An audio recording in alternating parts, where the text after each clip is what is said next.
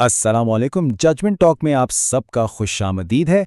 आज हम एक बहुत इंपॉर्टेंट जजमेंट को 8 पार्ट्स में ब्रेक डाउन करने जा रहे हैं। तो चलिए शुरू करते हैं। तो किसी भी कानूनी मामले को समझने के लिए सबसे पहले उसके वाकयात यानी फैक्ट्स को जानना जरूरी होता है कि आखिर ये पूरा तनाज़ा शुरू कहां से हुआ। पार्ट 1 है फैक्ट्स। तो कहानी शुरू होती है एक दावे से। कुछ दरखास्त गुजार यानी पेटिशनर्स अदालत में आते हैं और कहते हैं कि उनके एक बुजुर्ग रशीदुद्दीन ने उन्हें जमीन जुबानी तौर पर यानी ओरली तोहफे में दी थी। अब इस दावे को सपोर्ट करने के लिए उनके पास एक लिखी हुई दस्तावेज भी थी जिसे कहते हैं तमलीकनामा। मगर मसला तब पैदा हुआ जब सरकारी रिकॉर्ड में यानी म्यूटेशन नंबर 979 में वो जमीन रशीदुद्दीन के सब कानूनी वारिसों के नाम दर्ज कर दी गई।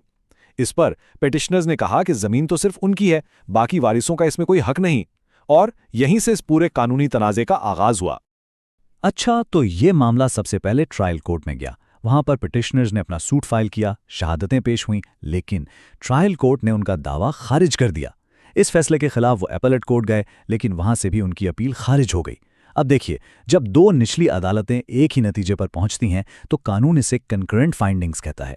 तो दो अदालतों से हारने के बाद पिटिशनर्स के पास आखिरी चारा लाहौर हाई कोर्ट था, जहां उन्होंने सिविल रिवीजन फाइल की।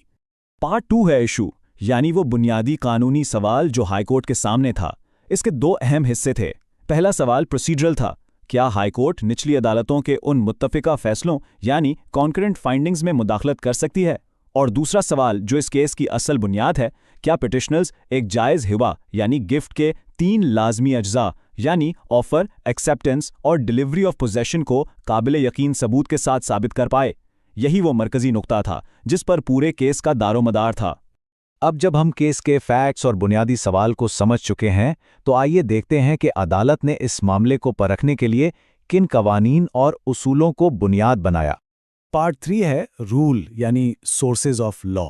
यहाँ अदालत ने 2 किस्म के कवानीन को सामने रखा। पहला था स्टैट्यूटरी लॉ यानी सिविल प्रोसीजर कोड का सेक्शन 115।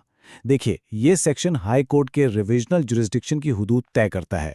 इसका मतलब ये है कि हाई कोर्ट हर मामले में निचली अदालत के फैसले को नहीं बदल सकती, सिर्फ तब जब कोई गैर कानूनी काम जुरिस्डिक्शन से तजावुज़ या कोई मटीरियल इर्रेगुलरिटी हुई हो। दूसरा अहम कानून था मुस्लिम गिफ्ट लॉ यानी हिबा के उसूल। इसके मुताबिक एक जायज़ गिफ्ट के लिए 3 चीज़ें लाजमी हैं: डोनर की तरफ से ऑफर, डनी की तरफ से एक्सेप्टेंस और सबसे अहम प्रॉपर्टी का कब्जा मुंतकिल करना यानी डिलीवरी ऑफ पोजीशन।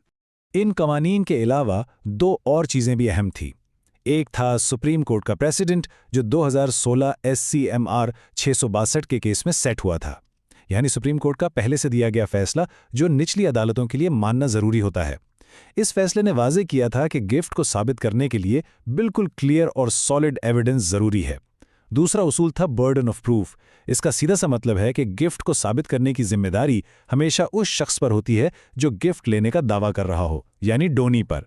उसे ही अदालत को मुतमईन करना होता है। तो कानून तो हमने देख लिए, लेकिन असल बात यह है कि जज ने इन उसूलों को इस केस के सबूत पर लागू कैसे किया। चलिए अब अदालत की रीजनिंग को कदम ब कदम समझते हैं। पार्ट 4 है कोर्ट रीजनिंग।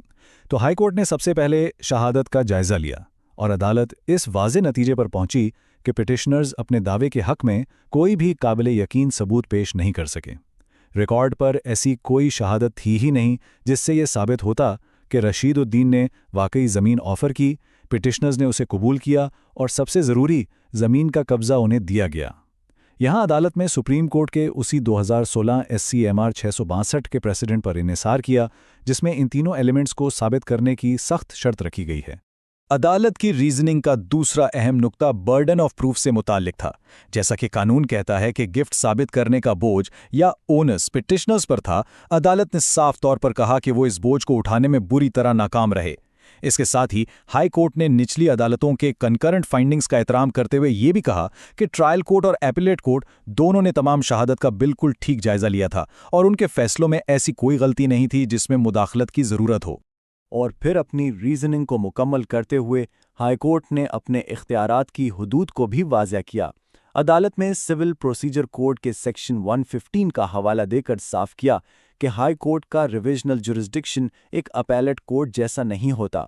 वो पूरे केस को नए सिरे से नहीं सुनती, وہ صرف تب مداخلت کرتی ہے جب نچلی عدالتوں نے اپنے اختیار سے تجاوز کیا ہو، کوئی غیر قانونی کام کیا ہو یا کوئی ایسی مٹیریل irregularity کی ہو جس سے کیس کے نتیجے پر فرق پڑے۔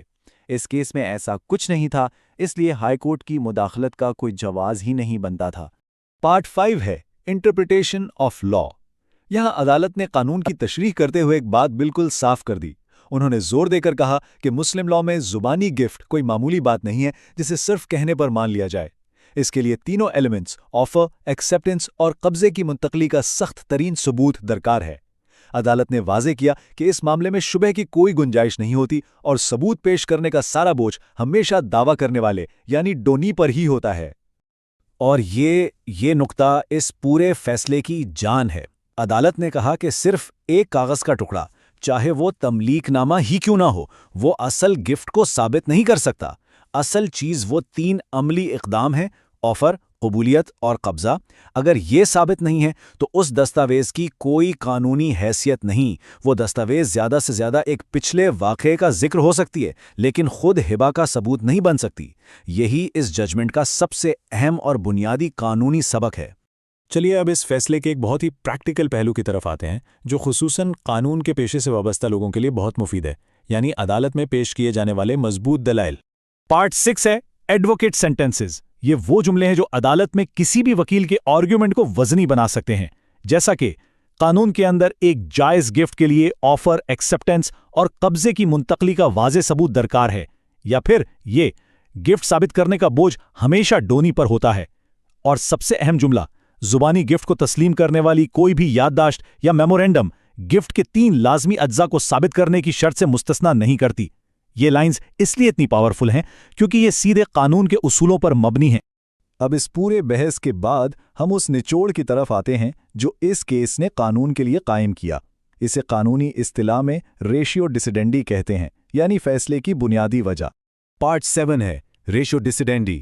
تو اس کیس کا بائنڈنگ قانونی اصول یہ ہے: زبانی ہبہ کا کوئی بھی دعویٰ اس وقت تک کامیاب نہیں ہو سکتا جب تک ڈونی یعنی گفٹ لینے والا گفٹ کے 3 لازمی اجزاء آفر، ایکسیپٹنس اور ڈیلیوری آف پوزیشن کو آزادانہ اور ٹھوس شہادت سے ثابت نہ کر دے۔